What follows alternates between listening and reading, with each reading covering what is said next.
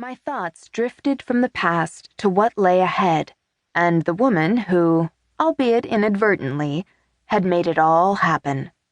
Wendy Davenport. Ugh. Several months earlier, my good friend Scotty Ryan, a features reporter for the Today Show, had invited me to appear on a Valentine's Day segment about love and dating. At the time, I was writing a newspaper column on those topics, so it was a good fit, not to mention great exposure. Overall, the appearance had gone well, despite the fact that I was unexpectedly ambushed by Wendy, who also had been invited to appear. I hadn't known it at the time, but Wendy had been jockeying for a position as a TV talk show host. She showed me up on stage by asking some pointed questions about my personal love life that I wasn't prepared to answer at all, much less before millions of people.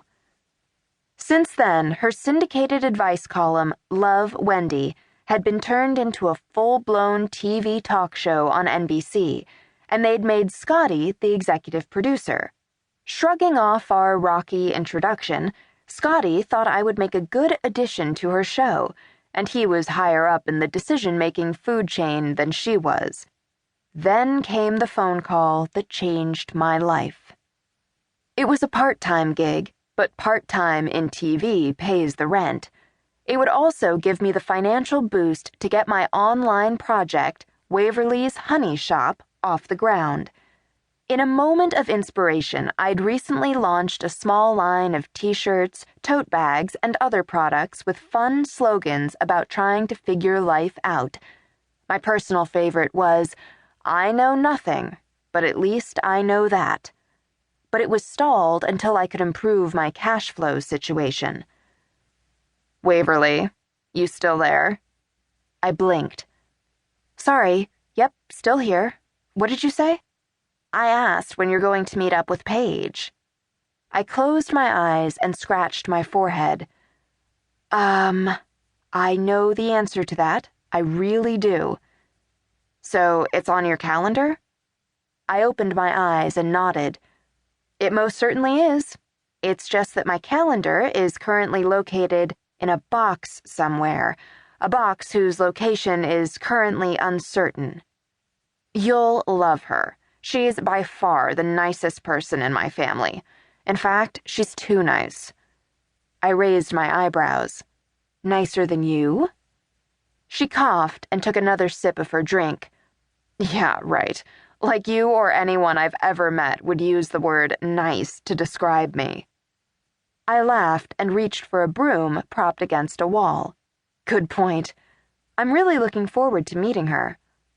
You know, now that I think about it, she might give you a run for your money in the bad date department." I turned around. "Excuse me?" I'd yet to meet anyone who could match my repertoire of dating horror stories. "You'll see. I told you she's a bit too nice for her own good." She pointed at me. "And as you know all too well, Missy, nice girls get dumped on a lot."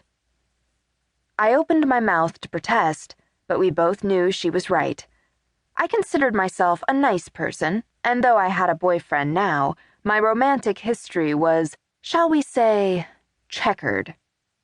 As I stood there holding the broom in silence, Andie finished her drink and took another look around.